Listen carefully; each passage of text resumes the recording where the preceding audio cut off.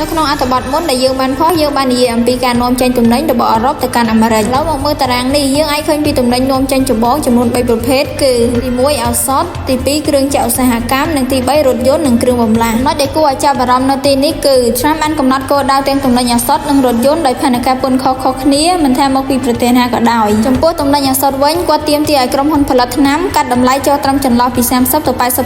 ម្រាប់ទំនិញរថយន្តកាលពីខែមេសាគាត់បានគម្រាមដាក់ពន្ធ25%លើគ្រឿងបន្លាស់រថយន្តទាំងអស់អញ្ចឹងយើងមើលឃើញពីលំនាំមួយអត់ការនាំចេញសំខាន់ៗរបស់អឺរ៉ុបភាគច្រើនស្ថិតនៅក្រោមការចរចាឬគម្រាមកំហែងលក្ខណៈបុគ្គលរួចទៅហើយឥឡូវនេះប្រសិនបើ Trump ចង់ដាក់ពន្ធសរុប50%លើទំនិញទាំងមូលពីសហភាពអឺរ៉ុបវាអាចនិយាយបានថាស្មើនឹងការកាត់ផ្តាច់ទំនាក់ទំនងពាណិជ្ជកម្មរវាង US និង EU ចង់ឲ្យយល់កាន់តែច្បាស់មកមើលបរិមាណពាណិជ្ជកម្មខាងក្រោមសហភាពអឺរ៉ុបនិងអាមេរិក$1 trillion ចំណែកឯចិននិងសហរដ្ឋអាមេរិក$600 billion